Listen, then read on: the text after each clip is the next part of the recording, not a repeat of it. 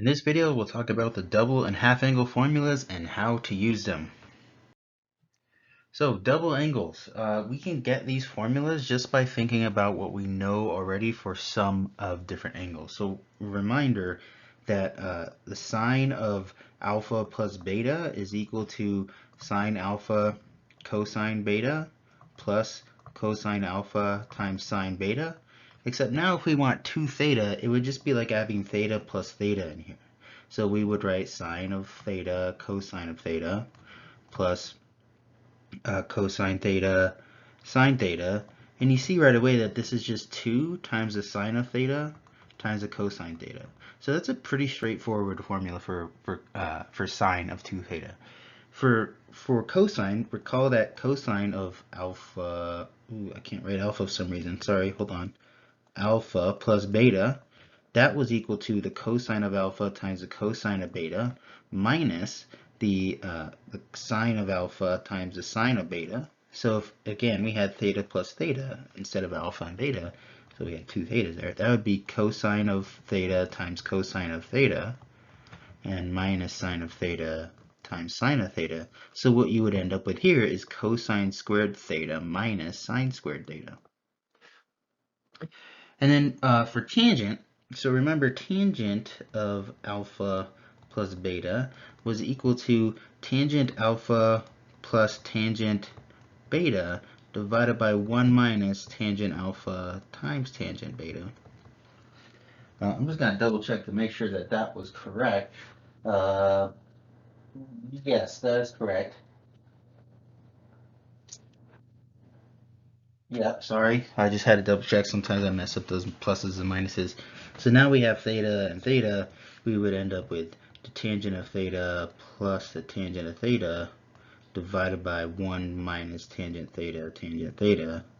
So you would see then that would just be 2 tangent theta divided by 1 minus tangent squared theta. So those are your double angle formulas. I got them on the next slide with like actual typing. Okay, so there's your double angle formulas. Now remember something. We have this is called the Pythagorean identity: sine squared theta plus cosine squared theta equals 1. Well, what this lets us do for cosine specifically is we can, like, for example, solve cosine squared. We'd end up with this, right? If we solve for cosine squared theta, if we then plugged 1 minus sine squared theta in right here, we'd have 1 minus 2 sine squared theta for cosine of 2 theta. And if I had solved instead for sine squared theta, I'd end up with 2 cosine squared theta minus 1. So these two are also equal to cosine of 2 theta. And they all work, except there's certain problems where we'll be given sine or cosine of theta and maybe not the other one, and so you would want to use you could use a formula here where you don't need both, you just need the one, and we'll encounter that in a minute. But to clarify, I'll write these again on the next slide. Okay, so we have these alternate ones, and the one from the previous slide was cosine 2 theta equals cosine squared theta minus sine squared theta. So these are all the same, and some of them, one of them might be more useful than another in a certain scenario. So let's look at now an example of why we would need these formulas. All right, so this problem wants us to find the exact values of the sine of 2 theta and cosine of 2 theta given these conditions. So the first step here is going to be to hashtag DTFT, right? We're going to draw the triangle that represents that's being represented by this data. So we know from the information right here that this triangle is in quadrant 1 and that the adjacent side of the triangle is 3, the hypotenuse is 5, which because it's a Pythagorean triple tells us we know that opposite side is 4, but the Pythagorean theorem would be able to give us that 4 if we didn't know that already. So there's theta, right? Now we want to know the sine of 2 theta. So first of all, let's just think, what does that mean? Well, if 1 theta is just right here, well, 2 theta would be double that angle, so maybe we'd be dealing with like this triangle. So we're going to expect sine to be positive, sine of 2 theta to be positive, but cosine of 2 theta is probably going to be negative because theta is going to end up being over in quadrant 2. All right, like 2 theta is over in quadrant 2. All right, so in any case, all we need to do is plug this in. So sine of 2 theta is equal to 2 sine theta cosine theta, right? Okay, so what is sine theta? 2 times sine theta. Well, sine of this angle theta is 4/5, right? Opposite over hypotenuse. Okay, and cosine of 2 theta, or cosine of just theta, is 3/5 given to us in the problem.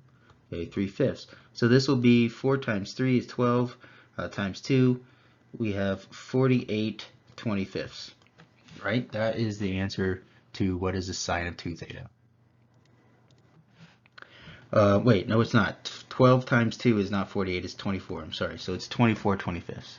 All right, the next one, cosine 2 theta. Now I'm going to make the conscious decision here to use my angle for cosine, my cosine 2 theta formula that only uses cosine. So that's 2 cosine squared theta minus 1. In this one, I don't even need to know what sine theta is. I already know what sine theta is because I did it, but we did it in the previous, like, finding sine of 2 theta. But in this equation, I only need cosine theta, which is given to me here. Okay, so what does this mean? 2 times cosine theta squared, 3/5 squared, minus 1. So this is going to be, that's 9/25 times 2, so it's 18/25 minus 25/25, which is negative 7/25. So that right there is your cosine of 2 theta, that right there is your sine of 2 theta. Okay, here's another one where again we want to draw a triangle here, and this is asking for something important, right? This thing, remember, that's theta. So this is saying what is the cosine of 2 theta, and theta is sine inverse sine of 4/5. So we need to draw the triangle here real quick. Because this triangle is it's 4/5, it's sine, it's positive, so the opposite side is 4, this is 5, that means that's 3, so this is what theta is right here. And we know that cosine of 2 theta is equal to, and we can do, just to show that this works too, cosine squared theta minus sine squared theta. All right, so if that's the case, well, with this angle, right, cosine squared theta, 3/5 squared, 3/5 squared minus sine squared theta, 4/5 squared. So that's 9/25 minus 16/25, which is negative 7/25. Okay, that's how you do that one. Now, it could also, just to show you, like cosine of 2 theta, we also said that this could be 1 minus 2 sine squared theta. Like, it's going to be the same. 1 minus 2 times sine squared theta was 4/5 squared, right? So that's going to be 1 minus 2 times 16/25. So 1 minus 32/25. So that's going to be like 25/25 minus 32/25, negative 7/25 still. Either any way, any formula you use, you're going to get the same answer at the end. So it's your choice. It could just be more convenient to choose one formula over another in some cases. Here's another one. Now this is sine of 2 theta, right? And this one here, so if we're just looking at this inverse sine of root 3 over 2, I already know what this is. Like, where on the unit circle is sine root 3 over 2 positive? Well, it's at 60 degrees, right? Or pi over 3. So what this is really saying is, what's the sine of 2 times pi over 3? Well, that's just the sine of 2 pi over 3, which is root 3 over 2. So we don't even need to do it for this problem. We totally can. You can do it for this, right? Like, what are these ratios say? Well, root 3 over 2 means I'm dealing with this triangle over here.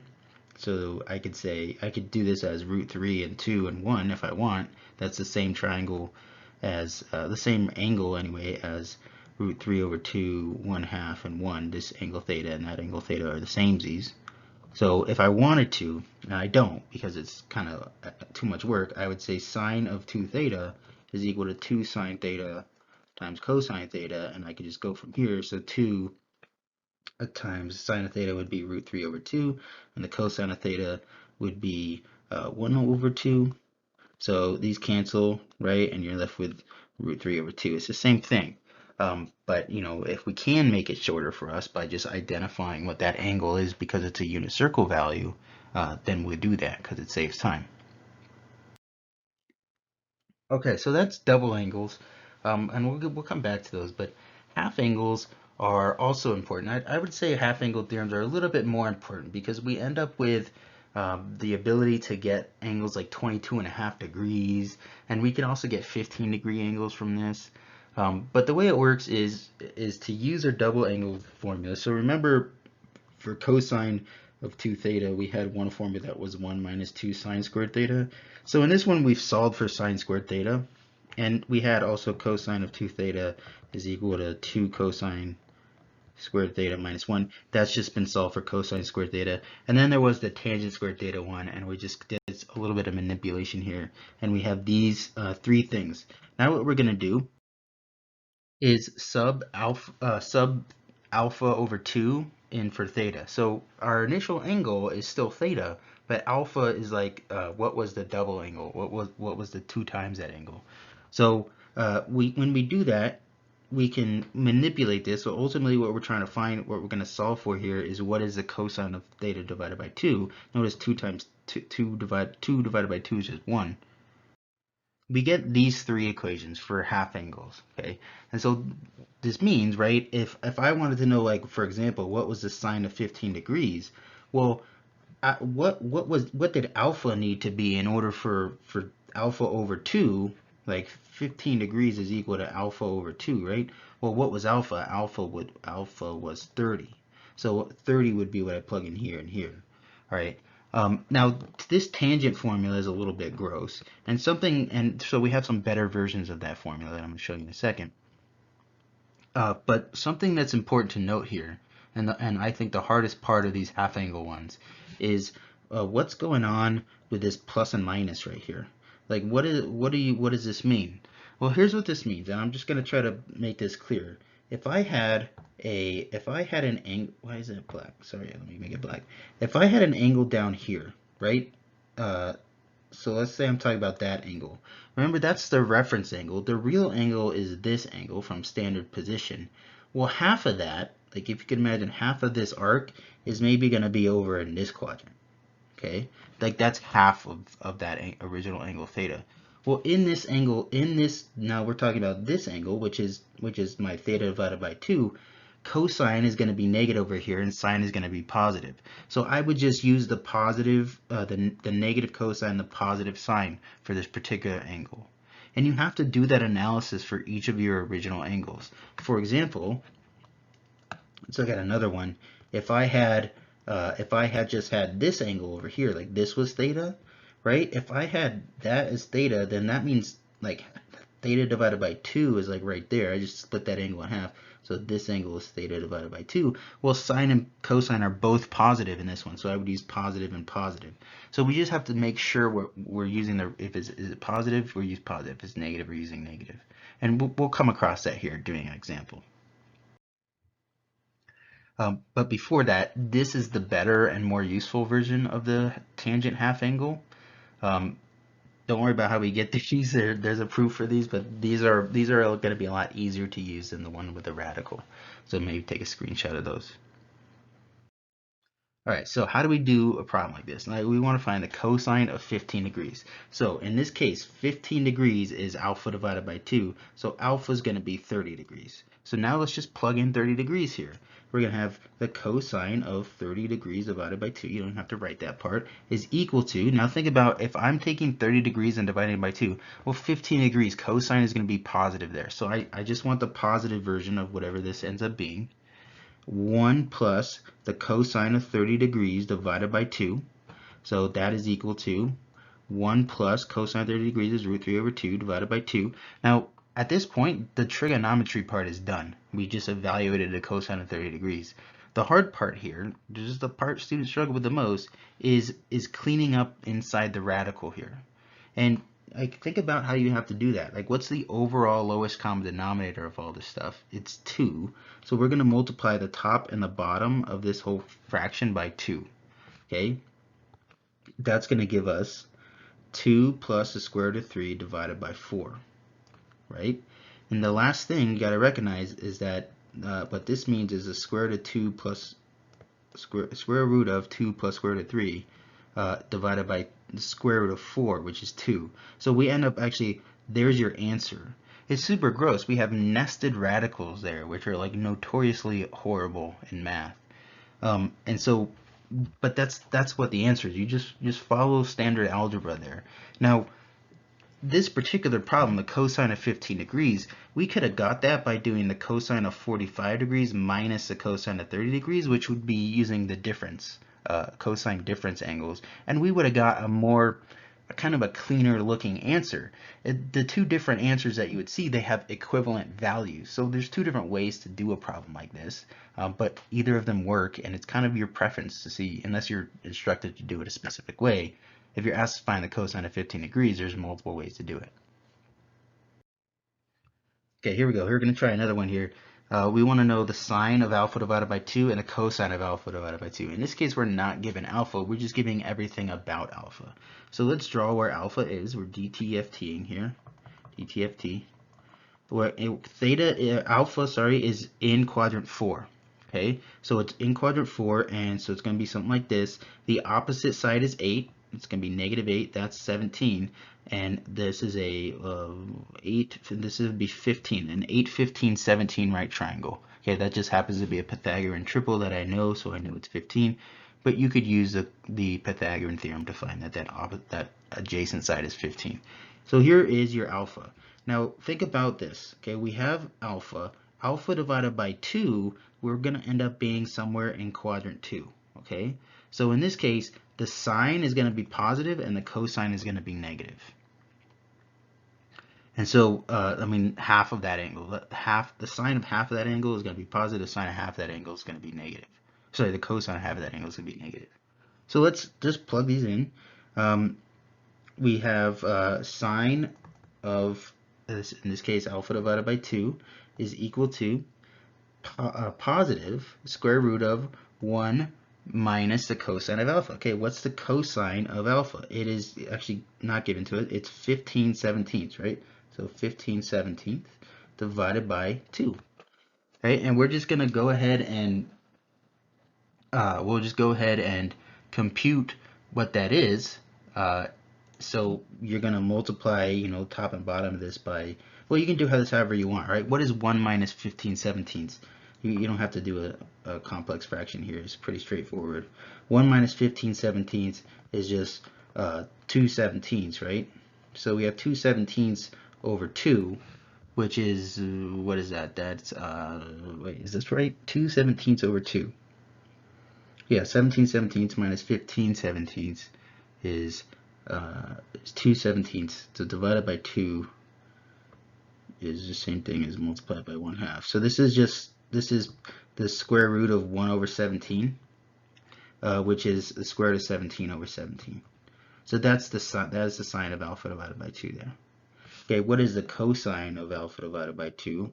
Well, that's going to be negative. Now we said that was going to be negative. So 1 plus cosine of alpha divided by 2. All right. What is 1 plus cosine of alpha? Well, it's square root of 1 plus, and cosine of alpha is negative 8 seventeenths. It gives us in the problem. Divided by 2. Okay, 1 minus 8 seventeenths is 17 seventeenths minus 8 seventeenths. That's 9 seventeenths over 2, square root of that. So, let's see. I'm like having lots of brain farts here. We're going to end up with square root of 9 seventeenths times 1/2, which is something. We have square root of 9 over oh, okay, so we screwed this up, right? That's not what the cosine of alpha over 2 is. Teachers make mistakes. This was cosine of alpha divided by 2. So what was cosine of alpha? It's not negative 8 seventeenths. It's 15 seventeenths, just like the previous problem was. Okay, divided by 2. So it's negative this, right? So, all right, what is that? Still algebra problems here. 1 plus 15 seventeenths, so 17 plus 15 is 32 seventeenths divided by 2 is negative.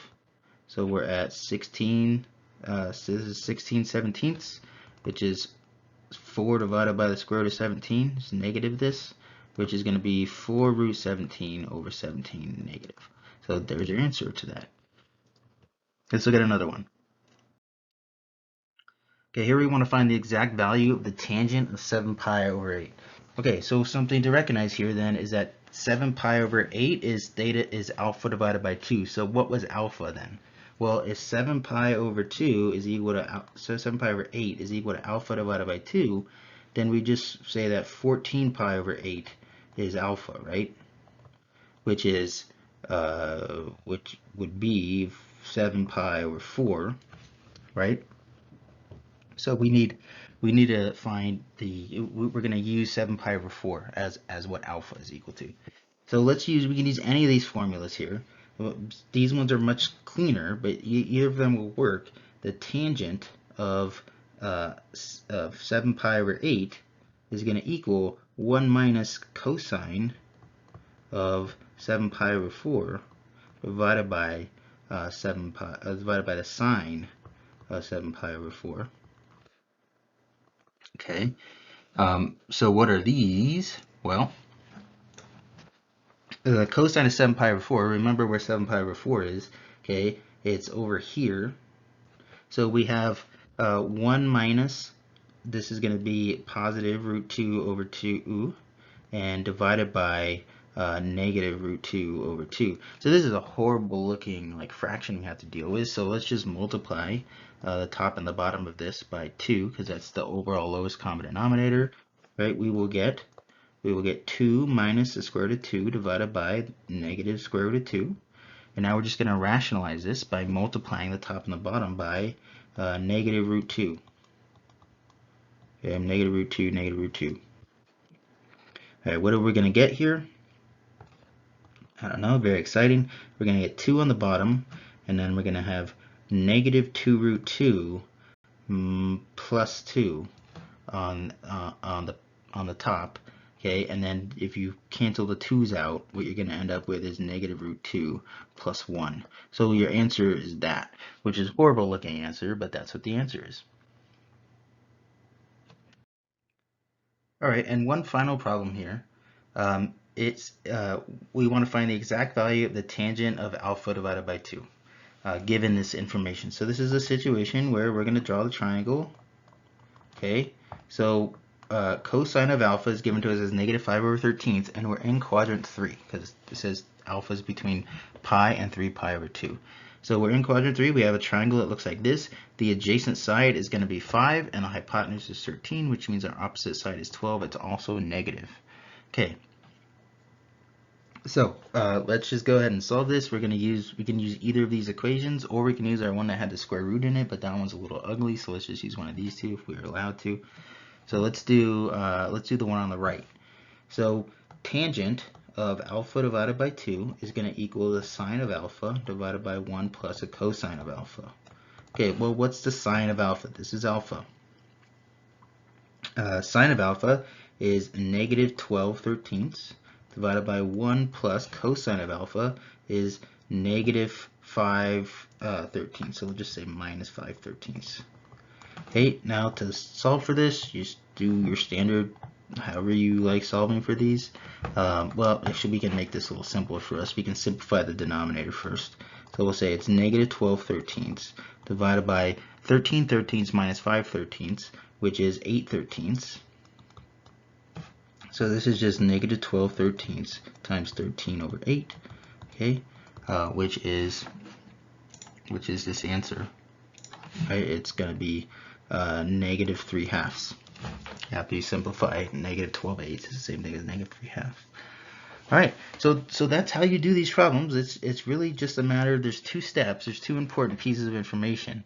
It's the formula, finding out what alpha is, and then making sure that your alpha divided by 2, especially if you're doing sine and cosine, is it going to be positive or negative? So you kind of draw where that half angle would be, and you're like, okay, sine is going to be positive there, cosine's negative, or they're both positive, or whatever. Okay, that's pretty much it. And so that's the end of this video, and I hope that it was informative.